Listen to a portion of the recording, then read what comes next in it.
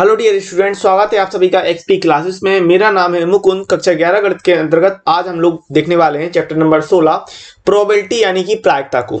इस video lecture के अंतर्गत हम बात करेंगे एक्सरसाइज 16.1 की।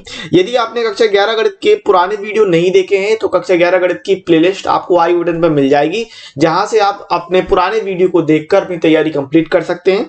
और अभी अपन बात करने वाले हैं एक्सरसाइज 16.1 की, प्रायिकता यानी कि प्रोबेबिलिटी की बात करते हैं। और मैं आपसे चाहूंगा कि जो आपकी किताब में स्टार्टिंग में भूमिका यानी इंट्रोडक्शन लिखा हुआ है, ज़्यादा नहीं है, छोटा सा है, उसको आप अच्छी तरीके से पढ़िएगा और उसको ऑब्जर्व कीजिएगा वो बोल क्या रहा है। ठीक है, तो काफ़ी उसको आपको समझने में नॉलेजेबल काफ़ी चीज़ें रहती हैं। अगर आप हर एक चैप्टर के स्टार्टिंग में जो इंट्रो दिया होता है, भूमिका दी होती है, उसको आप पढ़ते हैं तो काफी नॉलेजेबल चीजें दी होती हैं। अगर आपको मैथ में अंदर से इंटरेस्ट है, अगर आप मैथ को पसंद करते हैं तो वो पढ़ लीजिए, क्योंकि वो चीज काफी डेप्थ में काफी अच्छी चीज लिखी रहती है, उसको समझना भी काफी आसान हो जाता है, कोई कठिन नहीं होता है। ठीक है, तो अगर आप उसको पढ़ लेंगे तो बहुत अच्छी बात है। अच्छा, प्रायिकता की स्टार्ट करता हूं मैं। प्रायिकता में अपन को पढ़ना क्या है यहाँ पर कि यादृच्छिक परीक्षण पढ़ना है और प्रतिदर्श समष्टि पढ़ना है अभी स्टार्टिंग में। ठीक है, यादृच्छिक परीक्षण के बारे में तो आप जानते होंगे, हाई स्कूल में भी आपको बताया गया होगा। यादृच्छिक परीक्षण कैसा है? एक रैंडम एक्सपेरिमेंट। ठीक है, अब इस प्रकार का एक एक्सपेरिमेंट कर रहा है, एक परीक्षण कर रहा है, जिससे आपको अलग अलग रिजल्ट मिले, अलग अलग परिणाम मिले, तो उसको अपन यादृच्छिक परीक्षण यानी कि रैंडम एक्सपेरिमेंट बोल देते हैं। ठीक है, इसको परिभाषित कर सकते हैं किस प्रकार से? अच्छा, यहां परिभाषा याद नहीं करना, इस बात को ध्यान रखना, सिर्फ आपको अपने दिमाग में रखना है। यादृच्छिक परीक्षण की अगर कोई बात करता है तो क्या कह सकते हो कि एक ऐसा परीक्षण जिसमें हमें अलग अलग परिणाम मिले। ठीक है, तो उसको हम यादृच्छिक परीक्षण बोल देंगे। तो यादृच्छिक परीक्षण यानी कि रैंडम एक्सपेरिमेंट, ये आपके हाई स्कूल में भी ध्यान रखिएगा इस बात को कि एक परीक्षण को यादृच्छिक परीक्षण कहते हैं यदि यह निम्नलिखित दो प्रतिबंधों को संतुष्ट करता है। कौन कौन सी कंडीशन होनी चाहिए भाई? कि इसके एक से अधिक संभावित परिणाम हो। अगर कोई एक्सपेरिमेंट कर रहे हैं तो उसके एक से अधिक रिजल्ट निकलने चाहिए। ठीक है, एक से अधिक तो रिजल्ट हो ही हो। फिर परीक्षण के पूर्ण होने से पहले परिणाम बताना संभव ना हो। आप ये नहीं बता सकते हो कि अगर आपने वो एक्सपेरिमेंट किया, ठीक है, वो परीक्षण किया, तो आपका रिजल्ट क्या आएगा आप पहले से प्रिडिक्ट नहीं कर सकते हो, पहले से नहीं बता सकते हो। ठीक है, तो इस प्रकार से आप यादृच्छिक परीक्षण को परिभाषित कर सकते हो। ठीक है, बाकी का मैंने आपको बता ही दिया कि यादृच्छिक परीक्षण क्या है, कि कोई भी एक ऐसा परीक्षण कर रहे हो जिससे आपको एक से अधिक परिणाम मिल रहे हैं। ठीक है, अलग अलग परिणाम, तो वो यादृच्छिक परीक्षण है। परिणाम क्या कहलाएगा भाई? आउटकम क्या होंगे? तो किसी यादृच्छिक परीक्षण के किसी संभावित नतीजे को परिणाम कहते हैं। भाई जो रिजल्ट निकलेगा वो आउटकम यानी कि परिणाम कहलाएंगे। बस सिंपल सी बात है। अब यहां पर ये मेन है आपका प्रतिदर्श समष्टि सैंपल स्पेस। ठीक है, ये मेन है और ये कक्षा 12 में भी चलेगा, तो इसको आपको ध्यान रखना है कि किसी यादृच्छिक परीक्षण के सभी संभावित परिणामों को, किसी यादृच्छिक परीक्षण के सभी संभावित परिणामों के समुच्चय को उस परीक्षण का प्रतिदर्श समष्टि कहते हैं। इसे एस से प्रदर्शित करते हैं, प्रतिदर्श समष्टि यानी सैंपल स्पेस। ठीक है, अब जो भी रिजल्ट निकल रहा है उसको यदि हमने समुच्चय के रूप में यानी सेट के रूप में प्रदर्शित कर दिया, सेट के रूप में अरेंज कर दिया, तो वो एक सैंपल स्पेस कहलाएगा। सिंपल, ठीक है ना। जैसे कि भाई आपको पता है एक सिक्का है, एक सिक्के को अपन ने फेंका तो हमें या तो हेड मिलेगा या टेल मिलेगा। ठीक है, अच्छा ये भी याद रखना, हेड का मतलब चित होता है और टेल का मतलब पट होता है। ठीक है, इसमें कंफ्यूज मत करना, एच हेड चित और टी टेल पट। ठीक है, इस बात को आपको अच्छे से ध्यान रखना है। तो एक सिक्का फेंकने पर आपको हेड मिलता है या टेल मिलता है, तो उसको अगर आपने समुच्चय के रूप में, आप देख रहे हैं इस प्रकार से हमने समुच्चय के रूप में प्रदर्शित कर दिया, तो ये एक प्रतिदर्श समष्टि यानी कि सैंपल स्पेस बन गया। जैसे एक पासा है, उसको फेंका अपन ने, तो पासे में अपन को क्या मिल सकता है? 1 2 3 4 5 6, 1 2 3 4 5 6 ये अंक मिलते हैं। तो अगर हमने उसको समुच्चय के रूप में प्रदर्शित कर दिया तो वो एक सैंपल स्पेस के रूप में हो गया, इस प्रकार से। ठीक है ना।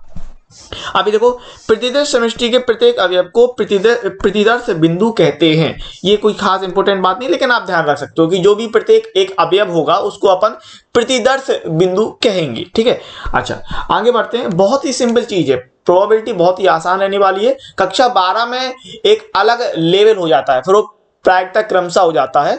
ठीक है, लेकिन यहां पर बहुत ही सिंपल प्रायिकता आप लोग पढ़ने वाले हैं। तो बात करते हैं उदाहरण नंबर 1 की। तो पहला कह रहा है भाई दो सिक्के को दो सिक्के को उछाला बार कोई एक बार उछाला गया है, दो सिक्के को एक बार उछाला गया, प्रतिदेश समष्टि ज्ञात कीजिए। ठीक है, इस प्रकार से एक रुपए का है तो दूसरा 2 रुपए का है, तो इससे फर्क नहीं पड़ता कि सिक्के का कीमत क्या है। ठीक है, आप अगर सिक्के को उछाल रहे हो तो या तो हेड मिलेगा या टेल मिलेगा, ये इंपॉर्टेंट होता है भाई। 1 रुपए का सिक्का हो उसमें भी हेड टेल होगा, और 2 रुपए का सिक्का हो तो उसमें भी हेड टेल होगा। ठीक है, तो यहां पर सिक्के की कीमत इंपॉर्टेंट नहीं है, दो सिक्के हैं जिसको अपन एक बार उछाल रहे हैं, आपको प्रतिदेश समष्टि बनानी है। तो बहुत ही सिंपल तरीके से मैं आपको समझाता हूं कैसे करोगे। मान लो आप एक सिक्का उछालो, तो एक सिक्का उछालने पर अपन को क्या मिल सकता है भाई, एक सिक्का उछालने पर अपन को हेड मिल सकता है या टेल मिल सकता है, या तो हेड मिलेगा या टेल मिलेगा, यही बात हो सकती है कि नहीं। अगर आपने पहला कोई सिक्का उछाला तो आपको या तो हेड मिलेगा या टेल मिलेगा, यही दो चीजें हो सकती है ना। अब मान लो आपको पहले सिक्के उछालने पर हेड मिला, एक सिक्का उछाला और हेड मिला, अब दूसरा सिक्का उछाल रहे तो दूसरा सिक्का उछालने पर आपको क्या मिल सकता है, या तो आपको हेड मिलेगा या आपको टेल मिलेगा। बात समझ में आई, या तो आपको हेड मिलेगा या आपको टेल मिलेगा। अच्छा, चैप्टर नंबर 7 में क्रमचय संचय में ये सारी चीजें बहुत अच्छे से मैंने आपको बताई होंगी कि ट्री बना के चलते हैं। जिन्होंने चैप्टर नंबर 7 पढ़ रखा होगा उन्हें पता होगा ट्री का मतलब क्या होता है, मैंने वो चीजें अच्छी तरीके से समझाई है। ठीक है, अगर पहले सिक्के को उछालने पर टेल आता है और दूसरे सिक्के को उछालते तो हो सकता है हेड आ जाए और हो सकता है टेल आ जाए। ठीक है, तो यहां से ये आउटकम आप बना दोगे किस प्रकार से, प्रतिदेश समष्टि ज्ञात करने के लिए कह रहा, तो ऐसा आप बना दोगे क्या भाई, या तो एच एच आएगा, ठीक है देख रहे हो एच एच कनेक्शन करा रहे हो, फिर या फिर एच टी आएगा, एच टी, या फिर टी एच आएगा, है ना, या फिर टी टी आएगा। तो ये आपने प्रतिदेश समष्टि बना दी, बहुत ही कुछ नहीं, लो आंसर हो गया, इतना आपको करना था बस, है ना। आप देख रहे हो अगर दो सिक्के उछालते हैं तो आप क्या बता सकते हो भाई, दोनों सिक्कों पर हेड हेड आ जाए, पहले सिक्के पर हेड दूसरे सिक्के पर टेल आ जाए, या फिर ऐसा हो सकता है भाई कि पहले सिक्के पर टेल आ जाए दूसरे सिक्के पर हेड आ जाए, या ऐसा हो सकता है कि दोनों सिक्कों पर टेल आ जाए। तो ये आपका आंसर हो जाएगा जो वो पूछ रहा था। उदाहरण नंबर 2 आपको दिया इस प्रकार से कि पासों के जोड़े जिनमें से एक लाल रंग का और एक दूसरा नीले रंग का है को एक बार फेंकने के परीक्षण को प्रतिदेश समष्टि ज्ञात कीजिए। मतलब वो कह रहा है कि दो पासे फेंकिए। ठीक है, अब यहां पर लाल रंग के और नीले रंग के पासे फेंकने से ज्यादा कोई फर्क पड़ेगा नहीं, क्योंकि पासों को फेंकने पर जो परिणाम मिलता है आपको 1 2 3 4 5 6 वो तो मिलेगा ही मिलेगा ना। और दो पासे फेंक रहे तो दो पासों को फेंकने से जो परिणाम जो रिजल्ट निकलता है वो आपको बताना है। और आपको अगर याद हो हाई स्कूल में दो पासों को फेंकने पर बहुत ही अच्छी तरीके से समझाया गया था चार्ट के थ्रू। ठीक है, बहुत ही अच्छा वहां पर बनाया गया था, उसको आप समझ सकते हैं। इसके अलावा आप ये जानते हैं कि भाई एक पासे को फेंकने पर 1 2 3 4 5 6 परिणाम प्राप्त होते हैं। ठीक है, अगर दो पासे फेंक रहे तो मान लिया अपन ने पहले पासे पर 1 आया, पहले पासे पर 1 आने की स्थिति में भाई दूसरे पासे पर क्या आ सकता है, दूसरे पासे पर 1 2 3 4 5 6 इस प्रकार से मिल सकता है। उसी प्रकार अगर पहले पासे पर 2 आया तो आप दूसरे पासे पर क्या देख सकते हो भाई, दूसरे पासे पर हो सकता था 1 आ जाए, 2 आ जाए, 3 4 5 6 इस प्रकार सब तरीके से आप ले लोगे, है ना। तो इस प्रकार से कोई दिक्कत नहीं है। पहले पासे पर 3 आने और दूसरे पासे पर हो सकता है 1 2 3 4 5 6 आ जाए। इसी प्रकार पहले पासे पर 4 और दूसरे पासे पर 1 2 3 4 5 6 आ जाए। पहले पासे पर 5 और दूसरे पासे पर 1 2 3 4 5 6 आ जाए। और पहले पासे पर 6 और दूसरे पासे पर 1 2 3 4 5 6 आ जाए। ठीक है, अच्छा ये जो ट्री है जो मैंने आपको ये ट्री बना के दिखाया है, ये ट्री बनाने की आपको जरूरत नहीं, मैं इसे समझाने के लिए कह रहा हूं कि किस प्रकार से चीजें होंगी। ठीक है ना। अब अगर आप इसकी प्रतिदेश समष्टि बनाओ, यानी दो पासों को फेंकने पर जो प्रतिदेश समष्टि होगी, जो आउटकम होंगी, जो रिजल्ट निकलेंगे वो क्या हो सकते हैं उसको आप समझ सकते हो भाई। एक के साथ आप क्या आएगा, एक के साथ 1 आएगा, एक के साथ 2 आएगा, एक 3 आएगा, एक 4 आएगा, एक 5 और एक 6 इस प्रकार से ले रहे हो। फिर 2 के साथ इसी प्रकार से ले लोगे कि 2 1 2 2 2 3 2 4 2 5 और 2 6। फिर 3 के साथ आप ले सकते हैं 3 1 3 2 3 3 3 4 3 5 3 6। इसी प्रकार 4 के लिए, इसी प्रकार 5 के लिए, इसी प्रकार 6 के लिए अपन परिणाम दिखा सकते हैं। ठीक है, तो दो पासों को फेंकने पर प्रतिदेश समष्टि आपकी इस प्रकार से निकल के आएगी भाई। एस आपको पता है प्रतिदेश समष्टि एस से बताते हैं, एस से निरूपित करते हैं। तो एक के लिए कितने निकल के आएंगे, 1 1 1 2 1 3 1 4 1 5 1 6 6 परिणाम ये निकल के आएंगे। फिर इसी प्रकार 2 के लिए ले लोगे आप 2 1 2 2 2 3 2 4 2 5 2 6, है ना। इसी प्रकार 3 के लिए ले रहे हैं, इसी प्रकार 4 के लिए आ जाएगा, इसी प्रकार 5 के लिए और इसी प्रकार 6 के लिए बना दोगे। समझ गए। तो इस प्रकार से आपको प्रतिदर्श समष्टि बनानी है 2 पासों को फेंकने पर, ठीक है। अब यहां से वो कह रहा है प्रतिदर्श समष्टि के अवयवों की संख्या और बताना था आपको। सवाल में कह रहा था भाई प्रतिदर्श समष्टि के अवयवों की संख्या भी ज्ञात कीजिए। तो प्रतिदर्श समष्टि के अवयवों की संख्या कितनी हो जाएगी? एक पासे को फेंकने पर 6 परिणाम मिल रहे हैं और अगले एक और पासा फेंकेंगे तो 6 परिणाम और मिलेंगे, तो कुल परिणाम आपके 36 हो जाएंगे। तो आंसर हो जाएगा भाई 36, ठीक है। इस प्रकार से करना था। उदाहरण नंबर 3 आपको किस प्रकार से दिया है कि निम्नलिखित प्रत्येक परीक्षण के लिए उपयुक्त प्रतिदर्श समष्टि का उल्लेख कीजिए, ठीक है। तो 2 आपको यहाँ क्वेश्चन दे दिए। पहला है भाई, एक बालक की जेब में एक 1 रुपए, एक 2 रुपए व एक 5 रुपए के सिक्के हैं, ठीक है। उसके पास 3 सिक्के हैं, जो जिसमें एक 1 रुपए का, एक 2 रुपए का, एक 3 रुपए, एक 5 रुपए का है। वह अपनी जेब से एक के बाद एक 2 सिक्के निकालता है। अब इसकी आपको प्रतिदर्श समष्टि बनानी है। तो यहां पर क्या कर लो कि जो 1 रुपए 2 रुपए और 5 रुपए का सिक्का है, अब वो सिक्का निकाल रहा, यहां पर वो सिक्का उछाल नहीं रहा, समझना बात को, सिक्का निकाल रहा। तो यहां पर उसका हेड टेल से कोई मतलब नहीं है, ठीक है। तो यहां क्या करते हैं अपन पहले वाले सवाल के लिए कि 1 रुपए 2 रुपए और 5 रुपए के सिक्के को अपन किसी चीज से प्रदर्शित करते हैं, ठीक है। किसी चीज से प्रदर्शित कर दिया, माना 1 रुपए को अपन ने ए से बता दिया, ठीक है। 2 रुपए को अपन ने बी से बता दिया और 5 रुपए को अपन ने सी से बता दिया, ठीक है। अब देखिए क्या हो सकता है, अपन को क्या मिल सकता है अगर उसने जेब से सिक्का निकाला। तो मान लीजिए पहली बार उसने जेब से सिक्का निकाला, उसे 1 रुपए का सिक्का निकला, ठीक है। पहली बार आप उसने सिक्का निकाला और उसके पास 1 रुपए का सिक्का निकला, तो अगली बार हो सकता है उसको 2 रुपए का सिक्का मिल जाता या फिर 5 रुपए का सिक्का मिल जाता। यही हो सकता था कि नहीं, ठीक है। इसी प्रकार के आप कह सकते हैं भाई पहली बार सिक्का निकालने पर हो सकता है उसे 2 रुपए का सिक्का मिल जाए। तो अगर पहली बार उसे 2 रुपए का सिक्का मिल रहा है तो हो सकता है दूसरी बार उसे 1 रुपए का सिक्का मिल जाए या 5 रुपए का सिक्का मिल जाए। 1 या 5 में कोई एक मिलता। अब ये भी सोच सकते हैं आप कि पहली बार में 5 रुपए का सिक्का मिल रहा उसे और दूसरी बार में या तो 1 रुपए का सिक्का मिलेगा या फिर 2 रुपए का सिक्का मिलेगा। समझ गए। आप अपन ने 1 2 5 को ABC से निरूपित किया, तो आप इसको ऐसे भी बता सकते थे भाई कि यहाँ A है, यहाँ BC आ जाता, यहां पर B ले रहे हो, यहां पर AC ले रहे हो आप, यहां पर फिर यहां पर C ले रहे हो, यहां पर AB ले रहे हो, ठीक है। तो अब इसकी आप प्रतिदर्श समष्टि बनाइए। तो प्रतिदर्श समष्टि आप आसानी से बना देंगे, कोई दिक्कत है नहीं है भाई। S बराबर क्या बन जाएगा, क्या क्या दिखाओगे आप दिखा रहे हो AB, ठीक है।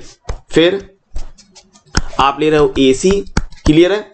फिर आप दिखा रहे हो BA, फिर BC, है ना, फिर CA और फिर CB। तो ये कुल प्रतिदर्श समष्टि बनेगी जो वो पूछ रहा था, जिसके लिए वो पूछा। तो ये आंसर हो जाएगा। फिर अगला क्वेश्चन इसी में दिया था, उदाहरण नंबर 3 का जो दूसरा क्वेश्चन है कि एक व्यक्ति किसी व्यस्त राजमार्ग पर 1 वर्ष में होने वाली दुर्घटनाओं की संख्या लिखता है। एक हाईवे है जहां पर किसी व्यक्ति को कोई काम नहीं है, बेचारा बेरोजगार बैठा है और उससे कहा गया भाई यहां पर जो हादसे हो रहे हैं, एक्सीडेंट हो रहे हैं, उनकी संख्या को नोट कीजिए, ठीक है। तो क्वेश्चन नंबर 2 है भाई। क्वेश्चन नंबर 2 के लिए प्रतिदर्श समष्टि क्या बन जाएगी, इस प्रकार से आप लिख रहे हो भाई अभीष्ट प्रतिदर्श समष्टि, अभीष्ट प्रतिदर्श समष्टि। तो S बराबर भाई हो सकता है हाईवे पर एक भी एक्सीडेंट ना हो, ठीक है, क्यों किसी को मार डालना। तो हो सकता है कि हाईवे पर एक भी एक्सीडेंट ना हो, तो 0 एक्सीडेंट। हो सकता एक एक्सीडेंट हो या फिर 2 हो सकते थे या फिर 3 हो सकते थे एक्सीडेंट या फिर 4 एक्सीडेंट। तो इस प्रकार से गाड़ी आगे चलती रहती, तो कितने भी हो सकते थे। ये आपका पूर्ण संख्याओं को निरूपित कर रहा है। बात समझ गए भाई। हाईवे पर होने वाले एक्सीडेंट की संख्या किस प्रकार से दिखाओगे, या तो एक भी एक्सीडेंट ना हो, या एक एक्सीडेंट हो सकता था, या 2 एक्सीडेंट हो सकते थे, या 3 या 4, इस प्रकार से आप बता रहे हो। तो क्या दिखा दोगे, इस प्रकार से आप दिखा दोगे, यानी कि ये पूर्ण संख्याओं को प्रदर्शित करेगा। उदाहरण नंबर आपको 4 दिया है इस प्रकार से कि एक सिक्का उछाला जाता है, यदि उस पर चित्र प्रकट हो तो हम एक थैली जिसमें से 3 नीली और 4 सफेद गेंद हैं में से एक गेंद निकालते हैं। अब सवाल को समझने की कोशिश कीजिएगा कि एक सिक्का उछाला, तो सिक्का उछालने पर आपको या तो हेड मिलेगा या टेल मिलेगा, यानी कि या तो चित आएगा या पट आएगा, ठीक है। चित यानी हेड और पट यानी टेल, ठीक है। इस बात को ध्यान रखना, ये बात मैंने शुरुआत में बता दी थी आपको। तो उसके बाद फिर कह रहा है कि यदि एक सिक्के पर पट प्रकट होता है तो हम एक पासा फेंकते हैं। इस परीक्षण के प्रतिदर्श समष्टि का वर्णन कीजिए। ठीक है, तो हो क्या रहा भाई कि हेड आने पर एक थैले में से आपने तीन नीली गेंदों अपन ने B1 B2 B3 बोल दिया और 4 सफेद यानी W1 W2 W3 W4 बोल दिया। ठीक है, तो हेड आने पर अपन 3 नीली और 4 सफेद गेंद निकाल रहे हैं। ठीक है, और अगर टेल आ जाता है तो पासे को फेंक देते हैं। पासे का फेंकने का मतलब क्या भाई, आपको 1 2 3 4 5 6 ये परिणाम मिल सकते हैं। तो यहां से आप प्रतिदर्श समष्टि किस प्रकार से बनाओगे, बहुत ही सिंपल है, बहुत ही आसान है। क्या करोगे आप कि अगर हम हेड की बात करते तो आप लेते हैं हेड के साथ H B1, ठीक है, H B1 फिर H B2 फिर H B3, ठीक है, इस प्रकार से फिर H W1 H W2 H W3, ठीक है, और H W4 इस प्रकार से ले लेते। फिर टेल आने के लिए ले सकते हैं आप T1 T2 T3, ठीक है, T4 T5 एंड T6, ठीक है, ये आपका प्रतिदर्श समष्टि बन जाएगा, कोई दिक्कत नहीं है। अच्छा, यहां पर जरूरी नहीं है कि आप मतलब H B1 के बीच में कॉमा लगाना है लगाइए, नहीं लगाना है नहीं लगाइए, इससे ज्यादा कोई खास फर्क पड़ेगा नहीं। ठीक है, आप डायरेक्ट लिखना चाहते हैं आप डायरेक्ट भी लिख सकते हैं कि क्योंकि वहां पर याद रखिएगा कॉमा वहां लगाइए, जैसे कि अगर 1 और 2 के बीच में कॉमा आ रहा है तो वहां कॉमा जरूर लगा दीजिएगा। क्यों? क्योंकि इससे क्या होगा कि अगर आपने सीधे लिख दिया तो वो 12 नजर आएगा। ठीक है, तो ऐसी जगह पर कॉमा लगा दीजिएगा। यहां पर कॉमा लगाने की जरूरत है भी नहीं है, अगर ना भी लगाना चाहो तो और ऐसे लिखना चाहो तो ऐसे भी लिख सकते हो।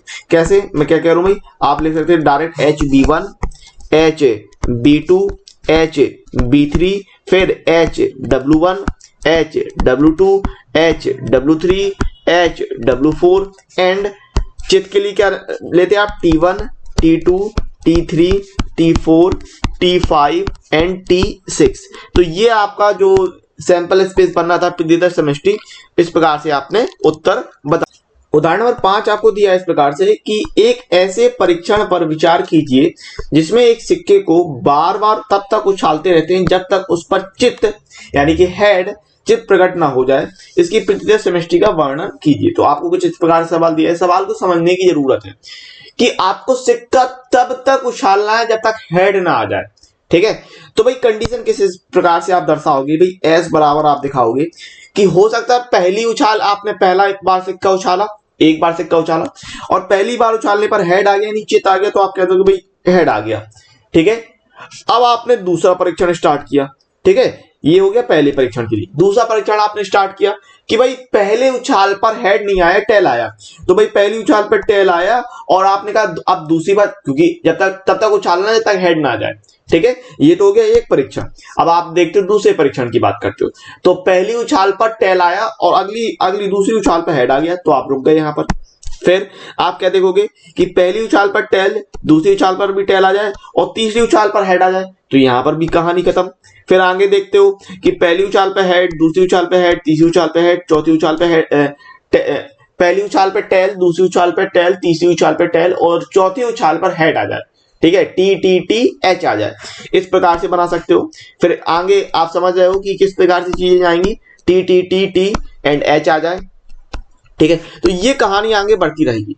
मतलब आपको सिक्का तब तक उछालना है, ये कुछ नमूने बनेंगे इस प्रकार से कि किस तरीके से चीजें घटित हो सकती हैं, है ना। मतलब 4 बार पट आ जाए और 5वीं बार में चित आ जाए, तो ये एक कंडीशन बन सकती थी, है ना। या 2 बार पट आए अगली उसमें चित आ जाए, तो ये कंडीशन बन सकती थी। तो प्रतिदर्श समष्टि आपको बताना, तो आप इस प्रकार से बता रहे हो। ठीक है, ये चीज आपको क्लियर हो गई होगी। ठीक है, यहां पर हर एक चीज कंडीशन किस प्रकार से बन सकती थी इस बारे में पूछा जा रहा। ये नहीं पूछा जा रहा कि अगर पहली बार में हेड आ गया तो प्रतिदर्श समष्टि एच हो गई, बस वहां खत्म नहीं करना। क्या क्या हो सकता था, ये इस बारे में बात कर रहा है। ठीक है ना, मतलब ये भी हो सकता था भाई कि आपने 10 उछालें उछाली और 10 उछाल तक टेल ही आया यानी पट ही आया और 11वीं उछाल में क्या कहते हैं हेड आ सकता था, है ना, तो वो भी आएगा उसमें सब में इंक्लूड। तो क्या क्या संभावना हो सकती थी, यहां पर उन प्रतिदर्श समष्टि के बारे में बात कर रहा है वो। तो आपको ये चीज अच्छे से समझ में आ गई होगी कि इसमें अभीष्ट प्रतिदर्श समष्टि इस क्वेश्चन में आपको कैसे बतानी थी। एक्सरसाइज 16.1 की बात करते हैं। आपको क्वेश्चन इस प्रकार से है भाई कि निम्नलिखित प्रश्नों में, पहले आपको निर्देश दिया है कि निम्नलिखित प्रश्नों 1 से 7 में प्रत्येक में निर्दिष्ट परीक्षण का प्रतिदर्श समष्टि ज्ञात कीजिए। तो क्वेश्चन नंबर 1 से 7 तक के लिए आपको सैंपल स्पेस प्रतिदर्श समष्टि ज्ञात करने के लिए कह रहा है। तो क्वेश्चन नंबर 1 कह रहा है भाई एक सिक्के को 3 बार उछाला गया, ठीक है। तो अगर एक सिक्के को 3 बार उछालते हैं तो कंडीशन किस प्रकार से बनती है आप ये समझते हो कि पहला सिक्का उछालने पर, एक सिक्का उछालने पर हेड या तो टेल मिलेगा, या तो आपको हेड मिलेगा या टेल मिलेगा, ठीक है। अब अगर आपने मान लिया आपने पहला सिक्का एक बार सिक्का उछाला और आपको हेड मिल गया, तो दूसरी बार उछालने पर या तो आपको हेड मिलेगा या फिर आपको टेल मिलेगा, ठीक है, यही बनेगी बात। और दूसरा सिक्का दूसरी बार उछाल दिया, अब जब तीसरी बार उछालोगे तो इसके लिए हेड के लिए आप या तो हेड लोगे या फिर टेल लोगे, ठीक है। और इस टेल के लिए भी या तो आपको हेड मिलेगा या फिर आपको टेल मिलेगा। तो आपको पता है कि ये आपका ट्री वाला सिस्टम कहलाता है। इस प्रकार से आप पहले समझ लेते हो और फिर आप प्रतिदर्श समष्टि बना सकते हो।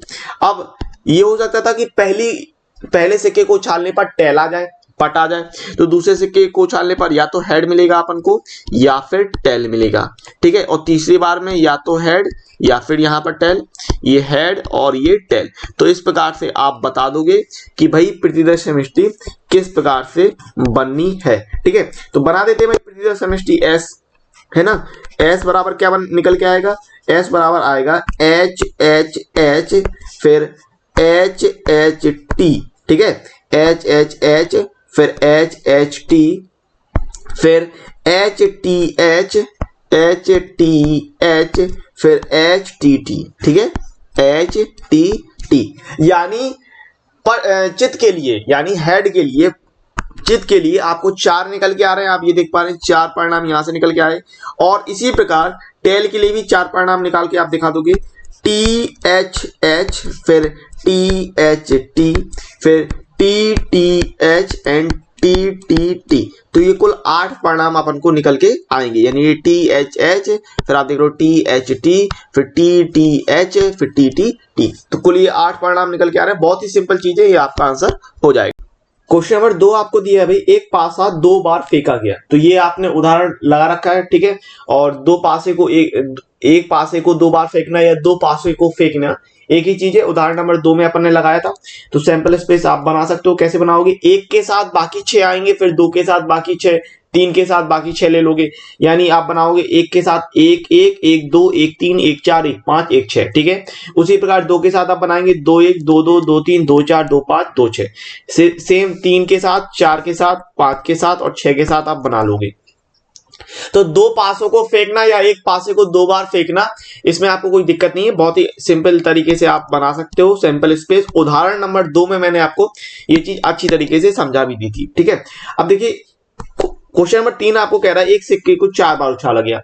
तो ये भी कोई दिक्कत नहीं है भाई, एक सिक्के को 2 बार उछालो, 3 बार उछालो या 4 बार भी उछाल दो, तो भी आप ट्री की मदद से आसानी से चीज बता सकते हो, ठीक है ना। तो किस प्रकार से आपने दिखा दिया भाई, एच आपने कहा कि एक सिक्का उछाला तो एच और टी मिला, फिर अलग अलग अपन ने ट्री की मदद से बता दिया। तो किस प्रकार से सैंपल स्पेस निकल के आएगा देख लेते हैं भाई। आप बना रहे हो, एच के साथ क्या बनेगा, एच एच फिर एच, ठीक है। तो 4 एच आएंगे, एच एच एच एच फिर एच एच एच और टी, ठीक है। फिर आएगा एच एच टी एच, ठीक है, H H T T, okay. Then H T H H T, ठीक है। और एच टी टी टी, ठीक है। तो एच के साथ यानी हेड के साथ 8 परिणाम ये निकल के आएंगे और टेल के साथ भी आपके 8 परिणाम निकल के आएंगे। तो वो बना लेते हैं, किस प्रकार से निकल के आएंगे देख लीजिए। टी एच एच एच फिर टी एच टी फिर आप कह रहे हैं टी एच टी, आप यहां ले रहे हैं टी, कितना ले रहे हैं देखिए, टी एच एच और ये एच हो गया, ठीक है ना। फिर टी एच टी हो गया, फिर टी एच हो गया, टी एच आ गया, देन टी टी आ गया, ठीक है। अब यहाँ देखिए टी टी एच एच आ गया, ठीक है, टी टी एच एच और T T H T, T T T H and T T T T. तो कुल ये 16 परिणाम आपको निकलने हैं, क्योंकि सिक्के को 4 बार उछालना है, यानी 2 गुणे 2 गुणे 2 गुणे 2। तो कुल कितने परिणाम निकलने हैं आपको? 16 परिणाम निकलने हैं। तो प्रतिदर्श समष्टि वो पूछ रहा था, तो आपने इस प्रकार से प्रतिदर्श समष्टि बता दी। क्वेश्चन नंबर 4 आपको कह रहा है कि एक सिक्का उछाला गया है, एक सिक्का उछालते हैं यानी हेड टेल, और एक पासा फेंका जाता है, फिर आप पासा फेंक रहे हैं। तो बहुत ही सिंपल चीज है ये, कुछ नहीं, मतलब आपने एक सिक्का लिया और सिक्का फेंकने पर क्या मिलेगा आपको? या तो हेड मिलेगा या टेल मिलेगा। और जब आपने सिक्का फेंक दिया उसके बाद आप एक पासा भी फेंक रहे हो, तो पासा फेंकने पर आपको क्या मिलेगा? 1 मिलेगा, 2 मिलेगा, 3 4 5 एंड 6, है ना। और यहां पर भी 1 2 3 4 5 एंड 6। तो आप सैंपल स्पेस बना सकते हो। अच्छा, ट्री बनाने, हर बार ट्री बनाने की जरूरत नहीं है, मैं सिर्फ समझाने के लिए आपको बनाता हूं। आप डायरेक्ट, अगर आपसे बन रहा है तो डायरेक्ट भी बना सकते हो, या ट्री आप रफ में भी बना के देख सकते हो कि भाई क्या क्या परिणाम, आउटकम, रिजल्ट निकल के आ सकते हैं, ठीक है ना। तो जरूरी नहीं है कि एग्जाम में आप ट्री बना के, अगर आप ट्री बना दोगे तो भी दिक्कत नहीं है, और नहीं भी बनाओगे तो भी दिक्कत नहीं है, डायरेक्ट भी लिख दोगे तो भी चल जाएगा, ठीक है ना। तो S बराबर आप क्या लिखोगे भाई? क्या क्या निकल के आएगा? निकल के आएगा H1 H2 H3 H4 H5 H6, और पट के लिए यानी टेल के लिए निकल के आएगा T1 T2 T3 T4 T5 and T6, ठीक है। तो इस प्रकार से ये प्रतिदर्श समष्टि बन जाएगी। अच्छा, यहां पर एक चीज ध्यान रखना बहुत अच्छी तरीके से, कि वो पहले कह रहा है एक सिक्का उछाला गया, यानी पहले सिक्का उछला उसके बाद पासा फेंका गया, ठीक है। तो यहां पर ये मत कर देना कि भाई गिनती पहले आएगी कि गिनती बाद में आएगी, जो क्वेश्चन कह रहा है उस हिसाब से करोगे आप, ठीक है। भाई पहले सिक्का उछाल रहे तो अपन पहले सिक्का लेंगे और हेड टेल लेंगे, और फिर पासा फेंका जा रहा है, नहीं 1 2 3 4 5 6 दूसरे उसमें आएगा। क्लियर है बात? क्वेश्चन नंबर 5 आपको दिया है कि एक सिक्का उछाला गया, सिक्का उछाल रहा है तो हेड टेल हो गया, ठीक है भाई। और केवल उस दशा में या स्थिति में जब सिक्के पर चित्त प्रकट होता है तो एक पासा फेंका जाता है। बहुत ही सिंपल चीज है, बहुत ही आसान क्वेश्चन है भाई। एक सिक्का उछाला यानी हेड, और आपको टेल मिला। अब वो कह रहा है भाई जब चित्त आता है यानी हेड आता है तो फिर आप पासा फेंक रहे हैं, ठीक है। यानी हेड आने पर पासा फेंक रहे, 1 2 3 4 5 और 6, सिंपल। और कुछ आपको करना भी नहीं, बस ये बन गई सैंपल स्पेस। प्रतिदर्श समष्टि बनाने के लिए कह रहा था, तो S बनाएंगे, क्या क्या निकल के आएगा? H1 H2 H3 H4 H5 H6। तो हेड के लिए ये निकल के आएगा, और भाई एक पट भी तो मिलेगा आपको, एक टी मिलेगा, तो आपने सिंपल टी ले लिया, तो ये आंसर हो जाएगा, ठीक है। तो इस प्रकार से आपने उत्तर बता दिया। क्वेश्चन नंबर 6 आपको इस प्रकार से दिया है, X कमरे में 2 लड़के और 2 लड़कियां हैं तथा Y कमरे में 1 लड़का और 3 लड़कियां हैं, ठीक है। उस परीक्षण का प्रतिदर्श समष्टि ज्ञात कीजिए जिसमें पहले एक कमरा चुना जाता है और फिर एक बच्चा चुना जाता है। तो कुछ ये क्वेश्चन है, बहुत ही सिंपल सवाल है। क्या करना भाई? 2 कमरे हैं, एक कह रहा X और एक कह रहा Y, ठीक है। अब वो कह रहा है भाई कि जो X कमरा है उसमें 2 लड़के और 2 लड़कियां हैं, ठीक है। यानी आपने 2 लड़के ले लिए B1 और B2, और 2 लड़कियां ले ली G1 और G2, ठीक है। और फिर कह रहा है कि Y कमरे में 1 लड़का है और 3 लड़कियां हैं। अब याद रखिएगा, जो आप लड़का और लड़कियों का क्रम लोगे वो अलग अलग लोगे, क्योंकि सेम नहीं होगा। B1 एक अलग लड़का है, B2 एक अलग लड़का है, और Y कमरे में जो लड़का होगा वो एक अलग लड़का ले रहे हो।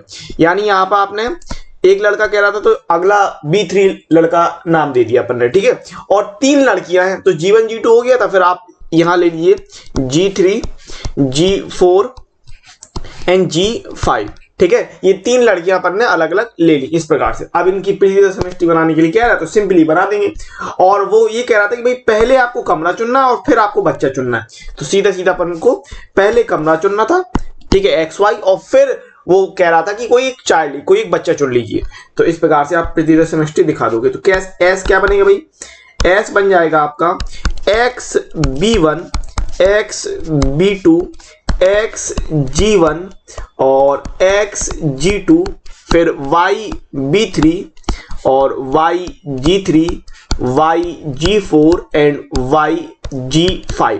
तो ये सैंपल स्पेस हो जाएगा, ये आपका आंसर आ जाएगा। क्वेश्चन नंबर 7 आपको इस प्रकार से दिया है कि एक पासा लाल रंग का, एक सफेद रंग का और एक अन्य पासा नीले रंग का एक थैले में रखें। ठीक है, एक पासा यादृच्छिक चुना गया और उसे फेंका गया। भाई 3 रंग के पासे हैं, लाल रंग का, सफेद रंग का और एक नीले रंग का। ठीक है, और उसमें से पहले रंग का पासा चुनने के लिए कह रहा है। एक पासा यादृच्छिक चुना गया और उसे फेंका गया। पासे का रंग और उसके ऊपर के फलक पर प्राप्त संख्या को लिखा गया, प्रतिदर्श समष्टि का वर्णन कीजिए। यानी हो क्या रहा है कि भाई आपके पास 3 रंग के पासे हैं, और तो रंग की भी बात कर रहा है और पासे पर प्राप्त संख्या की भी बात कर रहा है। तो किस प्रकार से बनाओगे भाई, लाल रंग का है, सफेद रंग का है और एक नीले रंग का है। तो लाल के लिए आपने आर ले लिया।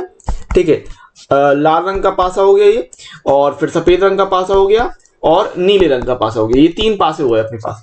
ठीक है, तो वो कलर की भी बात कर रहा है तो कलर भी लेके चलेंगे। और जब पासे को फेंका जाएगा तो आपको पता है कि क्या निकल के आएगा, 1 2 3 4 5 6।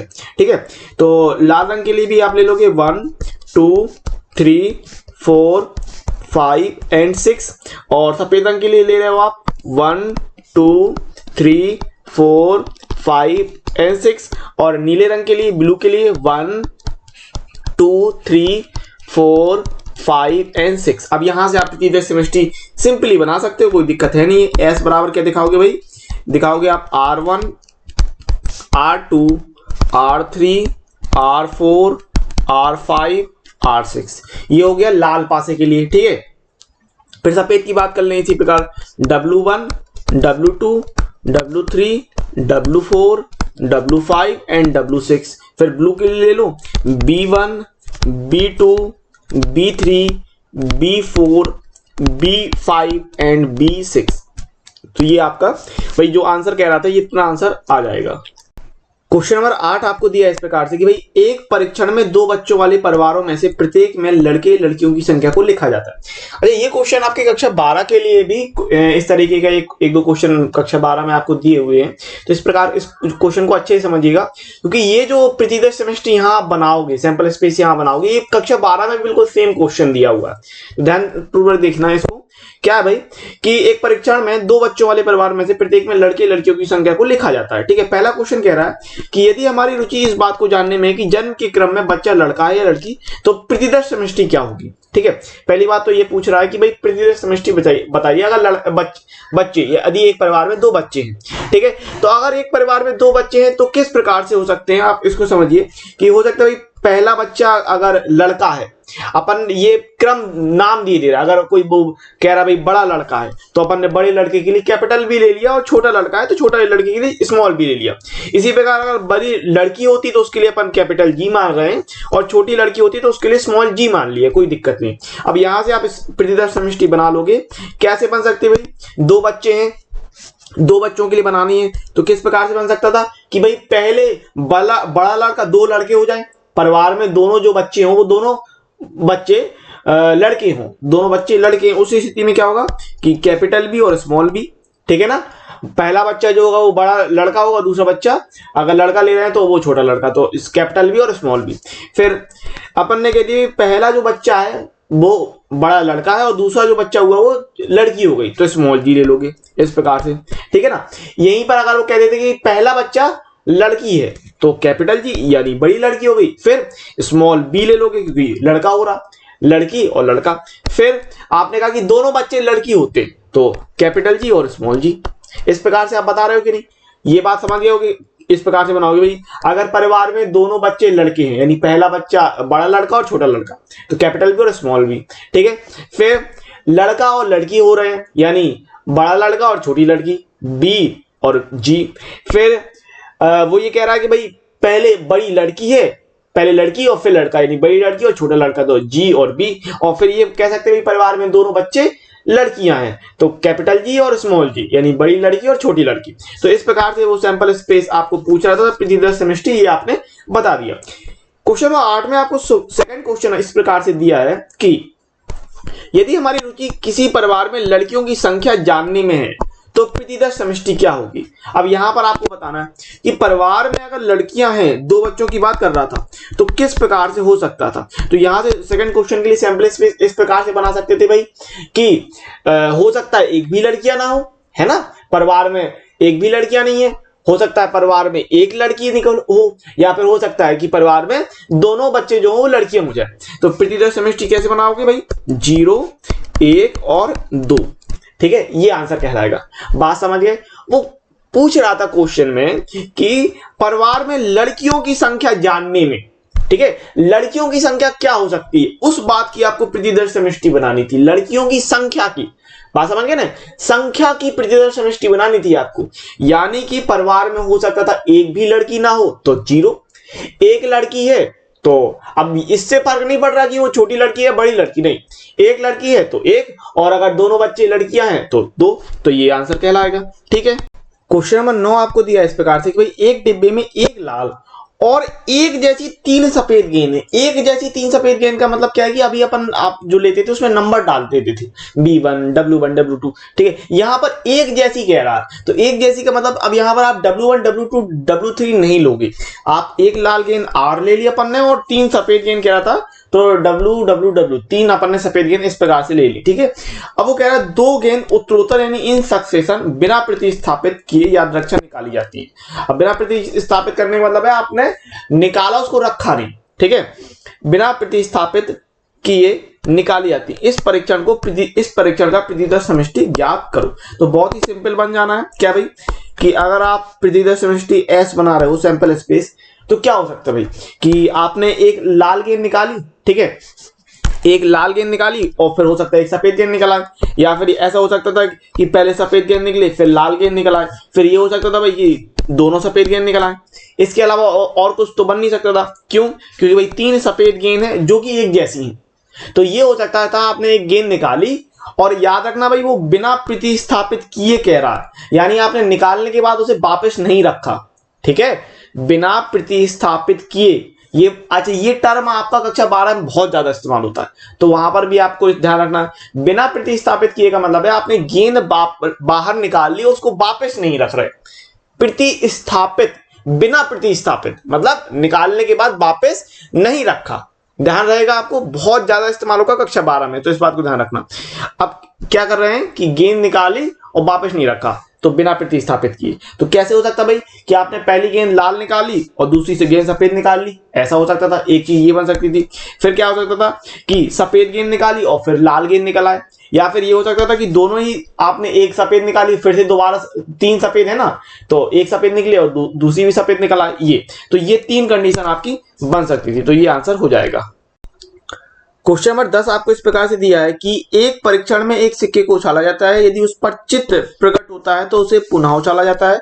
यदि पहली बार उछालने पर पट प्रकट होता है तो एक पासा फेंका जाता है। प्रतिदर्श समष्टि ज्ञात करो। बहुत ही सिंपल सवाल है, कुछ नहीं करना, समझो भाई। एक परीक्षण में सिक्के को उछाल रहे हैं, सिक्के को उछालने आपको हेड टेल मिलेगा।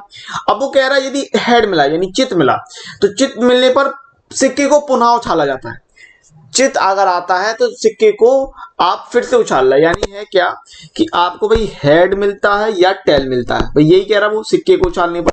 अब जब चित आता है तो हम सिक्के को पुनः उछालते हैं, यानी हेड आने पर एक बार फिर से आपने सिक्के को उछाल दिया, हेड टेल।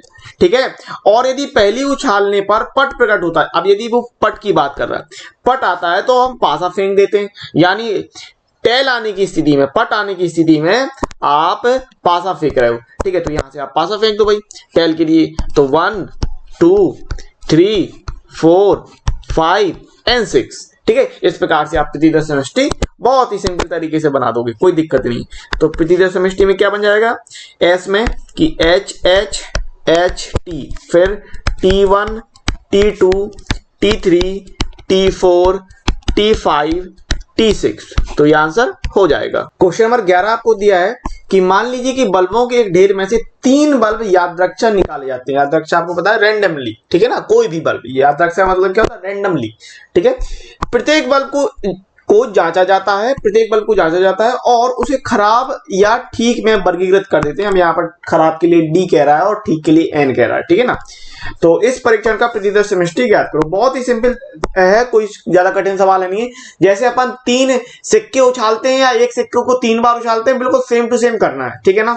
अब यहाँ पर क्या भाई 2 चीजें हैं, खराब बल्ब और ठीक बल्ब। तो अपन यहाँ पर दे रखा है अपन को कि खराब बल्ब, खराब बल्ब के लिए दे रखा है D और ठीक बल्ब के लिए दे रखा है N, ठीक है ना। अब आप यहाँ पर ट्री अगर बनाते हो, जैसे अपन 3 सिक्के को उछालने की स्थिति में बनाते थे तब, या एक सिक्के को 3 बार उछालते, तो अगर बल्ब होगा तो क्या होगा, या तो वो खराब बल्ब होगा या ठीक बल्ब होगा, ठीक है, ऐसे ही हो सकता है।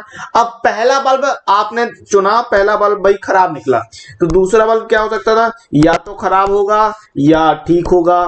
तीसरे बल्ब की स्थिति में वो क्या होगा, या तो वो खराब निकलेगा या फिर वो ठीक निकलेगा। यहां पर भी या तो वो खराब निकलेगा या फिर वो ठीक निकलेगा, ऐसे ही बनाना है, ठीक है ना। मैंने क्या बोला था, जैसे अपन सिक्के के लिए करते थे। अब पहली बार में आपने कहा भाई अच्छा बल्ब निकल आया, और दूसरी बार में क्या हो सकता है भाई, या तो वो खराब निकलेगा या अच्छा बल्ब निकलेगा। फिर यहाँ पर या तो वो खराब बल्ब निकलेगा या अच्छा बल्ब निकलेगा, यहाँ पर या तो वो खराब बल्ब निकलेगा या फिर अच्छा बल्ब निकलता है। तो यहां से आप प्रतिदर्श समष्टि बना लोगे सिंपली, कोई दिक्कत नहीं। एस बराबर क्या बनाओगे, डी के लिए 4 ले रहे हो आप, देख रहे हो, डी डी डी, फिर डी डी एन, फिर डी एन डी, फिर डी एन एन, ठीक है, डी एन एन। फिर एन के लिए बना रहे हो N D D, N D N, फिर N N D and N N N, ठीक है। तो ये आपका सैंपल स्पेस बन जाएगा, ये उत्तर हो जाएगा।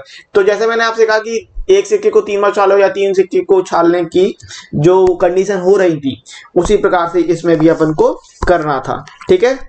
क्वेश्चन 12 आपको कह रहा है कि एक सिक्का उछाला जाता है, एक सिक्का उछाला यानी हेड टेल आया, ठीक है। फिर यदि परिणाम चित आता है तो एक पासा फेंका जाता है। अब अगर हेड आता है एच पर, तो एच के लिए अपन पासा फेंक रहे हैं, ठीक है। यदि पासे पर सम संख्या प्रकट होती, सम संख्या यानी 2 4 6, तो हम पासे को पुनः फेंकते हैं। यदि सम संख्या प्रकट होती है तो पासे को पुनः फेंका जाता है, ये कह रहा। इस परीक्षण का प्रतिदर्श समष्टि ज्ञात करो। बहुत ही सिंपल है, ध्यानपूर्वक समझिएगा क्या हो रहा भाई, कि हेड आने की स्थिति में पासा फेंक रहा है और फिर पासे में भी सम आता है तो फिर पासा फेंक रहा है, ठीक है ना।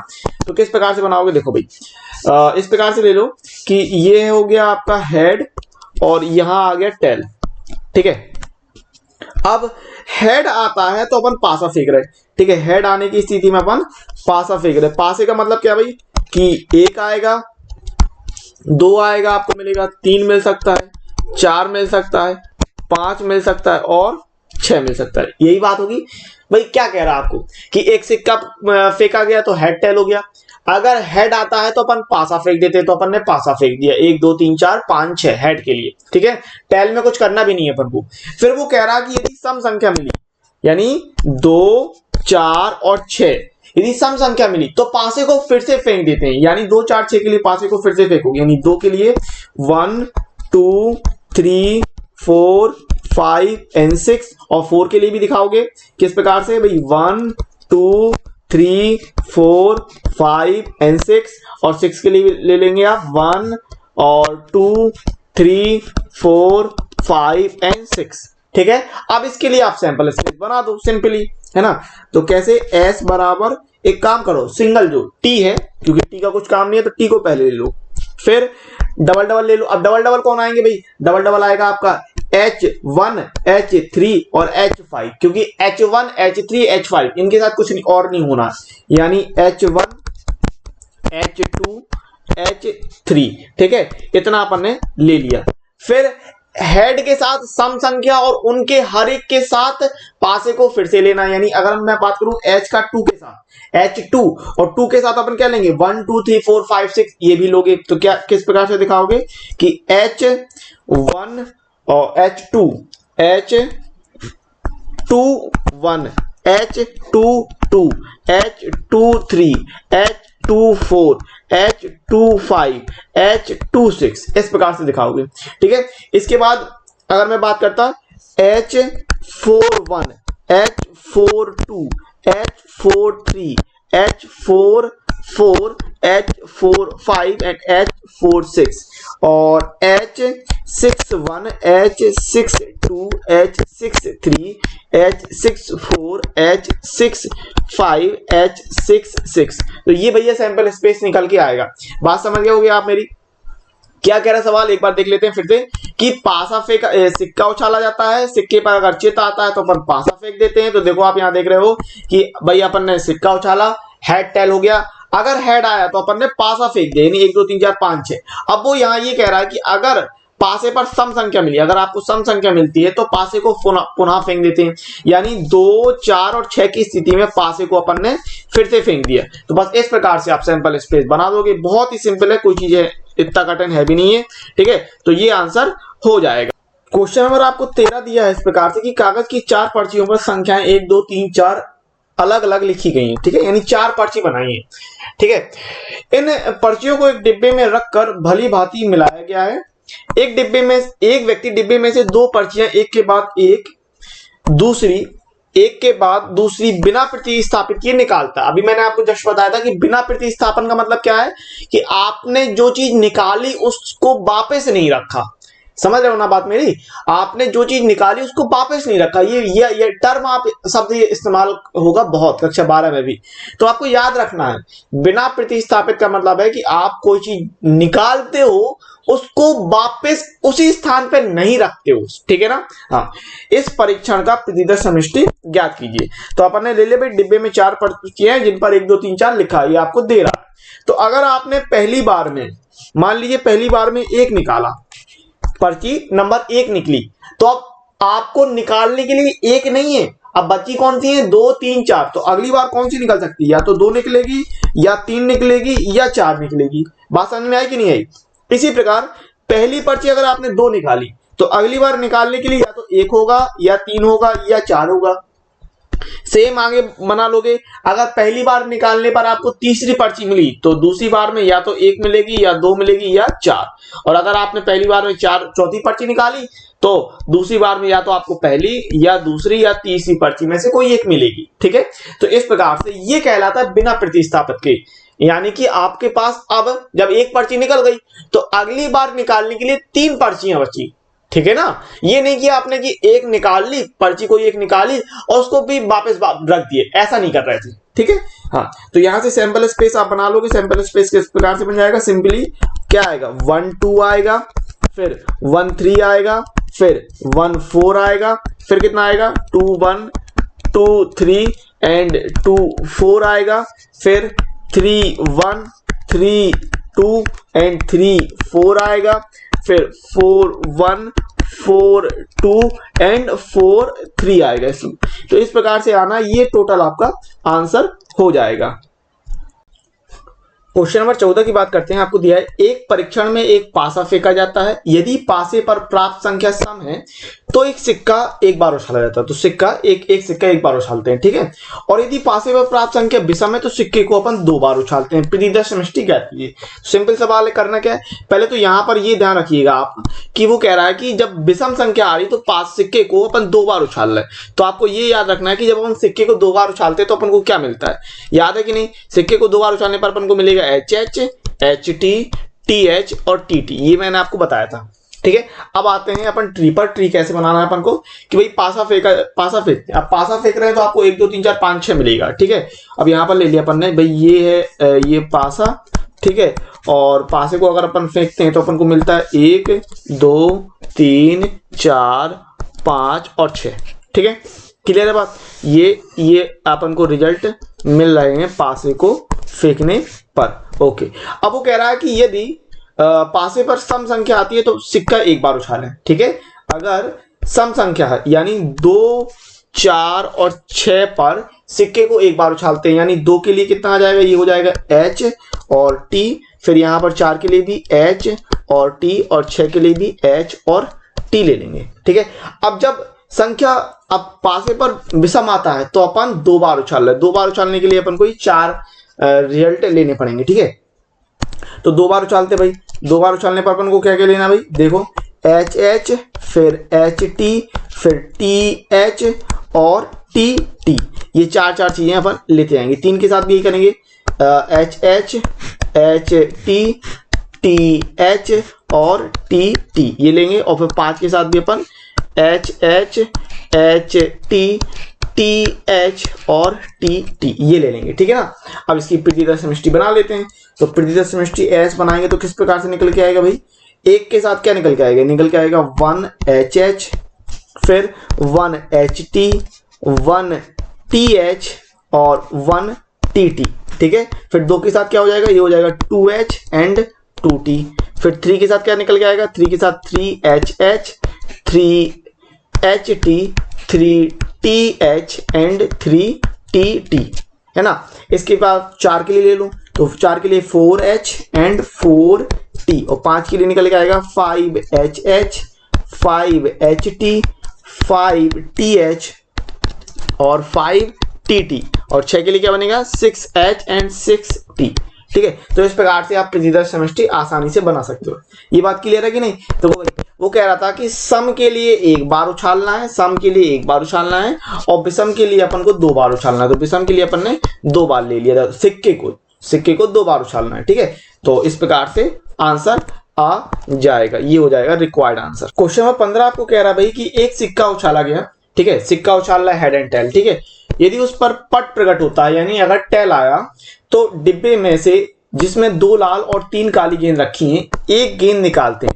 अगर टेल आता है तो अपन 2 लाल और 3 काली गेंद निकाल रहे हैं, ठीक है। और यदि सिक्के पर चित्त प्रकट होता है, यानी हेड आता है, तो एक पासा फेंका जाता है। इस परीक्षण का प्रतिदर्श समष्टि लिखिए।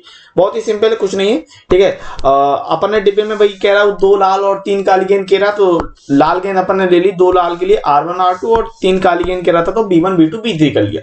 अब हो क्या रहा भाई कि अगर चित्त आता है, सिक्के पर चित्त आता है, ट्री बनाते हैं भाई। पहले तो देखो, अगर सिक्का उछालो तो अपन को क्या मिलेगा, हेड या टेल मिलेगा, या तो हेड मिलेगा या टेल मिलेगा, ठीक है।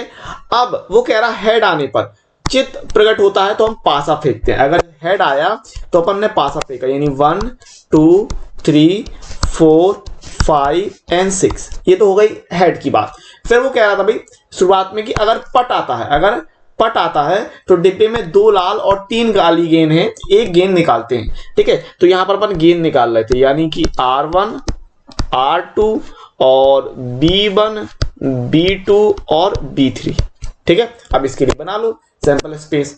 S बनाओगे तो क्या निकल के आएगा भाई, S के लिए हो जाएगा ये H1 H2 H3 H4 H5 H6, फिर TR1, फिर TR2 and TB1 TB2 and TB3। तो ये रिक्वायर्ड आंसर हो जाएगा प्रतिदर्श समष्टि। क्वेश्चन नंबर 16 आपको कह रहा है भाई एक पासे को बार बार तब तक फेंका जाता है जब तक उस पर 6 प्रकट ना हो जाए। इस परीक्षण का प्रतिदर्श समष्टि ज्ञात करो। तो आपने उदाहरण नंबर 5 लगाया था, जहां पर वो कह रहा था कि एक सिक्के को तब तक फेंकते हैं जब तक कि उस पर हेड ना आ जाए, चित्त ना आ जाए, है ना। सेम वही कंडीशन यहाँ पर भी हो रही है ना, कि अगर आपको तब तक फेंकना है कि जब तक उस पर 6 ना आ जाए। तो सिंपल है, आप ये कोशिश करोगे कि भाई 6 कब आ सकता है अलग अलग घटनाओं के लिए। तो हो सकता है पहली उछाल पे 6 आ जाए, ये एक घटना हो सकती है। फिर दूसरी घटना कैसे कर सकती है कि भाई पहले पे 1 आ जाए फिर 6 आ जाए अगली पे, है ना। फिर या फिर 2 आ जाए और 6 आ जाए, ऐसा हो सकता है। 3 आ जाए 6 आ जाए, या फिर 4 आ जाए फिर 6 आ जाए, फिर 5 और 6 आ जाए। अब ये नहीं कहोगे कि 6 आ जाए और फिर 6 आ जाए, नहीं ऐसा नहीं कहोगे। क्यों? क्योंकि उसे 6 ही चाहिए, ठीक है। हाँ, अब क्या सोच सकते हो भाई, कैसी कंडीशन बन सकती थी, कैसी घटना आ सकती थी। ये हो सकता था पहले पर 1 आए, फिर अगले उछाल रहे पासा तो भी 1 ही आया, फिर अगली बार में 6 आ गए, ये हो सकता था, है ना। या ये हो सकता था कि 1 आ जाए फिर 2 आ जाए, फिर 6 आ जाए, फिर 1 आ जाए 3 आ जाए, फिर 6 आ जाए, फिर 1 आ जाए 4 आ जाए एंड 6 आ जाए, 1 आ जाए 5 आ जाए एंड 6 आ जाए, एंड सो ऑन, गाड़ी चलती रहेगी। बात समझ गए? तो इस प्रकार से आप इसको दर्शा दोगे। मतलब वो ये कहने की कोशिश कर रहा है कि ये 6 कब आ सकता है, ये क्या क्या संभावनाएं 6 आने की हो सकती थी। तो इस तरीके से आप दर्शा। तो इस प्रकार से यह वीडियो यहीं समाप्त होता है। उम्मीद है यदि वीडियो आपको बहुत पसंद आया होगा। यदि वीडियो आपको अच्छा लगता है तो वीडियो को लाइक, शेयर और कमेंट्स करने के साथ साथ चैनल को यदि आपने अभी तक सब्सक्राइब नहीं किया है तो चैनल को सब्सक्राइब कर लीजिए, और बेल नोटिफिकेशन को प्रेस करके ऑल सेलेक्ट जरूर कर लीजिएगा। नहीं तो हमारे जो वीडियो आते हैं उनका आपको नोटिफिकेशन नहीं मिलेगा और आप कहेंगे कि सर ये क्लास नहीं हुई, जबकि वो क्लास हो चुकी होगी। तो इस बात को ध्यान रखिएगा, बेल नोटिफिकेशन को ऑल सेलेक्ट जरूर कर लीजिएगा। इसके अलावा हमारे सोशल मीडिया प्लेटफॉर्म के हैंडल जो हैं वो आपको लिंक जो है वो डिस्क्रिप्शन में मिल जाएंगे, वहां पर जाइए, आप हम लोगों को फॉलो भी कर सकते हैं एक्सपी क्लासेस को। तो इंस्टाग्राम, फेसबुक, टेलीग्राम, ट्विटर, इन सब जगह के लिंक आपको वहां पर मिल जाएंगे। कोई भी प्रॉब्लम होती है तो इंस्टाग्राम पर आप मुझसे पूछ सकते हैं, डीएम कर सकते हैं, आप अपनी बात रख सकते हैं, मुझसे कह सकते हैं। अब इसी के साथ मिलते हैं अगले वीडियो में, तब तक के लिए नमस्कार, जय हिंद, जय भारत, वंदे मातरम।